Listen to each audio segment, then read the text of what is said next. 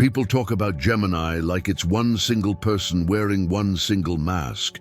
The quick talker, the fast thinker, the playful flirt, the social spark, the unpredictable friend who always has a plan B, and somehow a plan C for the plan B. But Gemini was never meant to be reduced to a stereotype. Gemini is a living spectrum, a moving sky, a mind with more than one doorway open at the same time. If you've ever noticed that some Geminis feel calm and cerebral while others feel tender, romantic, or openly defiant, it isn't your imagination. Gemini comes in layers. Gemini comes in seasons. Gemini comes in distinct expressions that shift depending on when you were born within the sign, because the truth is simple and yet overlooked. Not all Geminis are the same, not even close. Astrology divides each zodiac sign into 3 segments, often called decans, and each one carries a different flavor of energy that colors how your Gemini traits unfold. In Gemini's case, the difference between someone born in late May and someone born in late June can feel like the difference between breeze and electricity, conversation and prophecy, curiosity and rebellion. If you've ever felt like you didn't match the typical Gemini description, this is one of the most grounding explanations you can find. And if you want more deep dives like this, subscribe to Astro Gemini now. Because once you understand your decan, you stop arguing with your nature and start using it like a gift. When you recognize which decan you carry, you begin to understand parts of yourself that never fully fit into words before. The way your mind moves, the way your heart protects itself, the kind of love you crave, the kind of silence you fear, the kind of freedom you need to breathe. Gemini isn't only the sign of the twins. It's the sign of multiple possibilities living inside one soul, multiple talents, multiple voices, multiple versions of you that are not random, but shaped by subtle planetary influences that guide how your Gemini energy reveals itself over time. So, we're going to go deeper than the surface today. We're going to explore the 3 types of Gemini and what your birth window says about your true personality. Whether you are a Gemini or you love one, this will help you decode the hidden logic behind the contradictions and see the beauty inside them. And as you listen, leave a comment with your date of birth and your zodiac sign, not just as a detail, but as a small signature to the universe. Like you're saying, I'm here and I'm ready to understand myself.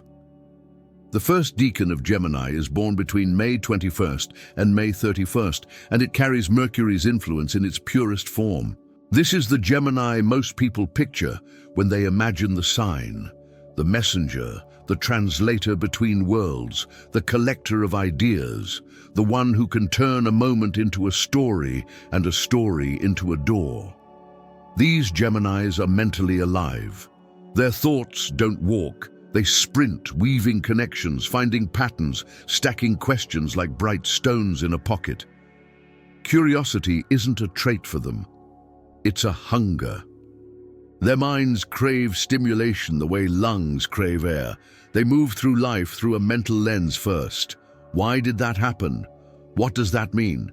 What comes next? They can talk about philosophy, pop culture, psychology, spirituality, science, humor, mystery, and the most random facts you didn't know you needed, often in the same conversation. It's not that they're scattered. It's that they're wired to gather and translate reality at high speed. But every bright gift casts a shadow, and the shadow of this first decan is boredom. Predictability can feel like a cage.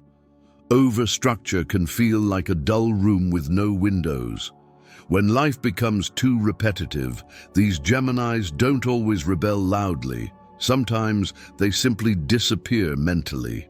They drift into their inner world, where ideas still move, where freedom still exists, where nothing feels stuck. They don't do this to punish anyone. They do it because their spirit is made of motion. Emotionally, this decan is not cold, just careful. They often approach love like a language they want to learn fluently. They want to understand a person before they surrender to them. They want mental chemistry before emotional exposure. But when they truly connect, it's electric. Mind and body and heart syncing like two frequencies finally meeting. Still, they need space, not because they don't care, but because thinking is how they process, how they recover, how they remain themselves. This is the Decan that gives Gemini its classic charm and wit, but also its reputation for inconsistency. Yet what looks like inconsistency is often evolution.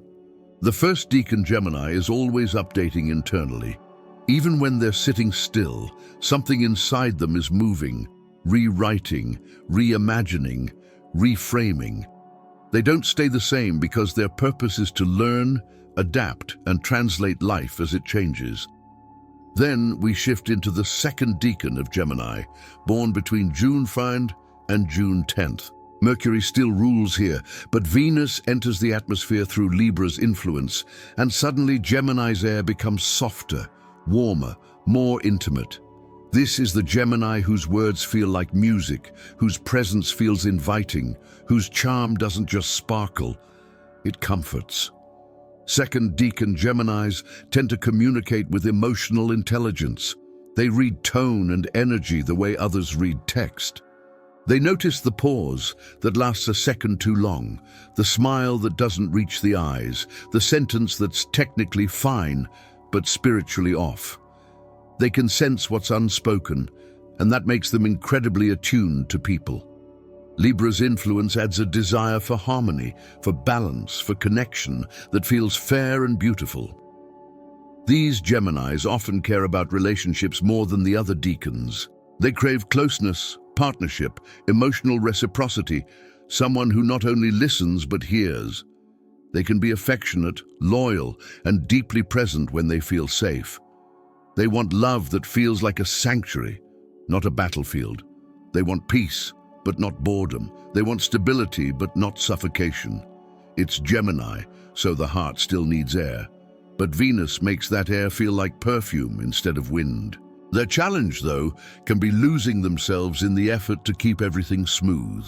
They may over-adjust, over-compromise, soften their own truth so the room stays calm. They can become the emotional translator for everyone else and forget to speak their own needs out loud. They may say it's fine when it isn't, just to protect the connection. But the soul lesson of this Decan is self-expression, honest, unfiltered, courageous expression. Not performance, not politeness, truth. Because when second Decan Gemini learns to say no without guilt, something sacred happens. They stop trading pieces of themselves for harmony. They learn that boundaries don't ruin love.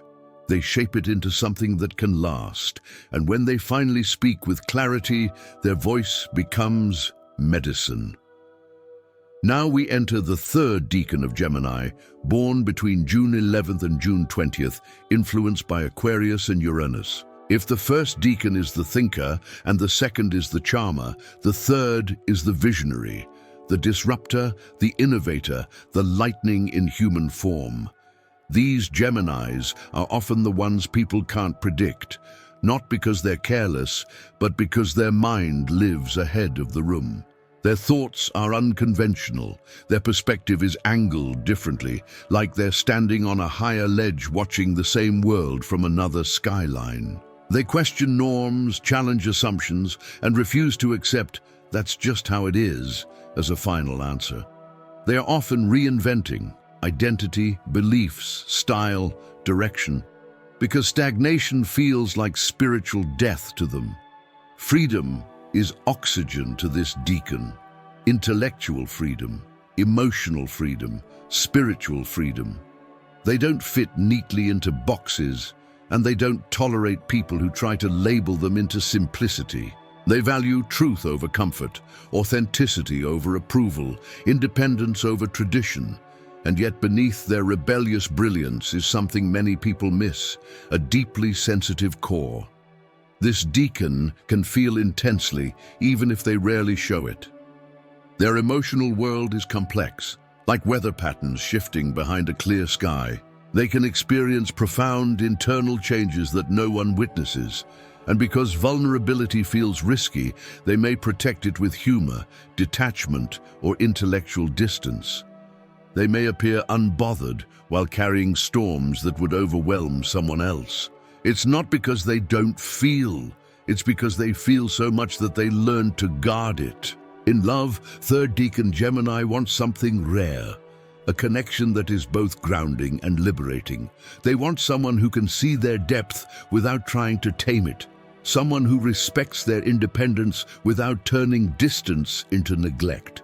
Their soul lesson is grounding, learning that emotional intimacy isn't a trap, and being seen isn't the same as being owned. And now that you've met all three, you can feel the differences more clearly. The first decan tends to think first and feel second. The second decan often feels first and thinks second. The third decan transforms first and reveals second, like a person who changes internally and only later explains why. The first decan seeks stimulation. The second seeks harmony. The third seeks freedom. The first decan fears boredom. The second fears rejection. The third fears confinement. The first decan communicates intellectually. The second communicates emotionally. The third communicates creatively, often in ways that don't fit the usual script. The first decan falls for the mind. The second falls for the heart. The third falls for the soul. None of these are better. They are different roads through the same sky. Each carries beauty, each carries a challenge, and each carries a lesson that once learned turns struggle into strength. Now let's take it deeper into the way each decan handles conflict, healing, and spiritual growth. First decan Gemini often approaches conflict like a puzzle. They want to understand what happened, why it happened, and how to fix it. They can debate, clarify, negotiate, analyze. They are usually not emotional fighters. They are intellectual processors. But the challenge is that logic alone can miss emotional nuance. Sometimes a person doesn't need a solution. They need to feel understood. Healing for this decan comes through slowing down, being present, and allowing emotions to exist without immediately translating them into concepts. Spiritual growth arrives when they learn to sit in the moment long enough to hear what their inner world has been whispering underneath the noise. Second decan Gemini experiences conflict through the heart. They want reassurance. They want the bond to feel safe again. They crave resolution, but they may avoid confrontation to preserve peace, even when silence is slowly eroding the truth. Healing for this decan requires self-assertion, learning to protect their emotional space, learning that disagreement isn't rejection, learning that honest conflict can be an act of love. Spiritually, they grow when they honor their needs openly and stop shrinking their truth to keep others comfortable. Third decan Gemini can handle conflict with intensity. They may detach quickly if they feel misunderstood or restricted. They may analyze, rebel, or walk away, not out of cruelty, but out of self-preservation. Their nervous system is tuned to freedom, and when they sense control, they react. Healing for this decan requires consistency and emotional integration, learning to stay present through discomfort, learning that vulnerability doesn't cancel independence. Spiritually, they rise when they stop outrunning intimacy and allow themselves to be seen without armor. Now look at friendships and social energy, because Gemini is social by nature, but the reasons vary. First decan Gemini is drawn to people who stimulate the mind. Their friendships are built on conversation, humor, shared curiosity, and the constant exchange of ideas. They bond through discovery. They want friends who keep life interesting and minds awake. Second decan Gemini is drawn to people who feel emotionally safe. Their friendships often carry warmth and loyalty, a sense of being held. They are the ones who remember your moods, your stories, your turning points. Their bonds can be long-lasting because Venus adds devotion when love is genuine. Third decan Gemini is drawn to free spirits, eccentric thinkers, innovators, spiritually minded wanderers, people who refuse to live by default. Their friendships often feel like portals into new worlds. They don't just want company, they want expansion.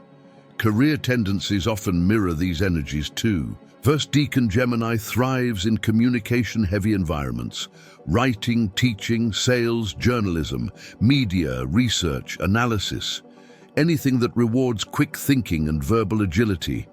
Their mind is built for movement, and they shine where adaptability is power. Second decan Gemini often flourishes in art and people-centered paths. Design, beauty, counseling, social work, diplomacy, fashion, psychology, creative direction.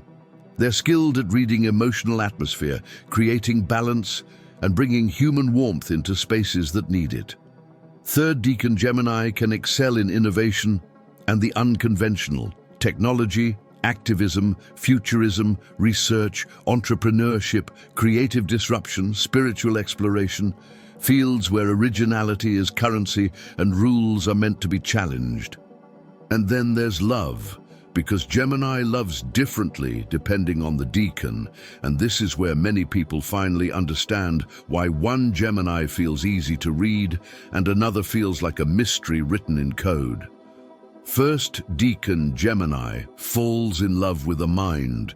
They want banter, depth of conversation, curiosity, laughter, growth. They fear emotional stagnation more than heartbreak. They need a partner who evolves, who explores, who doesn't turn love into a prison. Second decan Gemini falls in love with warmth. They want affection, romance, attention, tenderness, emotional safety. They fear abandonment, and they often need consistent reassurance, not because they're weak, but because they're deeply attached once they open their heart. They want balance, independence with closeness, freedom with devotion. Third decan Gemini falls in love with authenticity. They want truth, intensity, individuality, a connection that feels spiritual and real. They fear losing themselves inside a relationship. They need a partner who respects their independence and isn't threatened by their depth. If you're feeling seen right now, hold on to that feeling. And if you're enjoying this kind of clarity, take a second to like this video, because your support tells the algorithm to bring more soul-level astrology to the people who need it. And it helps Astro Gemini keep creating content that feels like a mirror instead of a cliché. Now let's talk about the shadow side, because every gift has a distortion when it's driven by fear. First decan Gemini's shadow can show up as mental chaos, overthinking, restless distraction, emotional distance.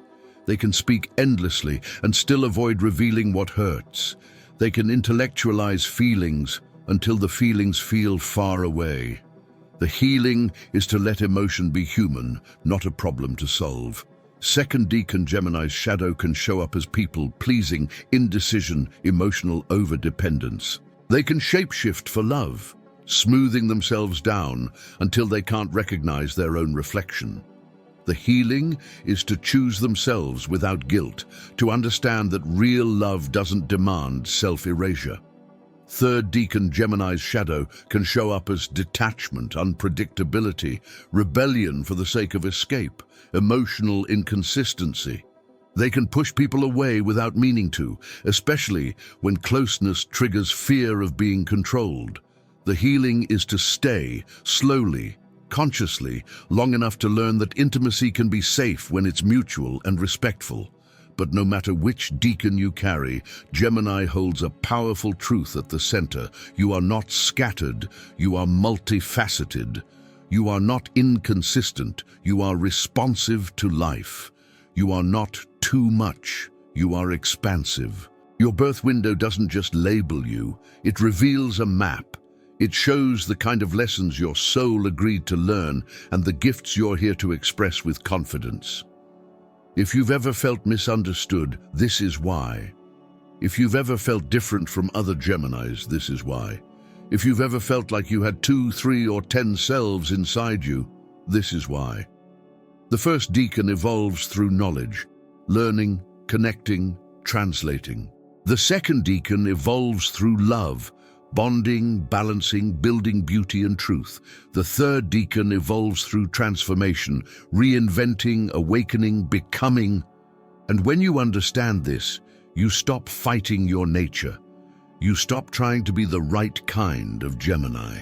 You start honoring the version of Gemini you were born to embody. So remember this, Gemini is not the sign of inconsistency. Gemini is the sign of infinite potential, air that moves, adapts, and carries messages between worlds. And your birth timing reveals how that potential wants to live through you. If this resonated, don't forget to like this video and subscribe to Astro Gemini, and turn on notifications so you don't miss the next deep dive. And before you go, drop your date of birth and your zodiac sign in the comments so we can read the patterns together and build a community that understands itself with honesty. If you want to hear everything the universe has to say to you, watch these other videos on our channel.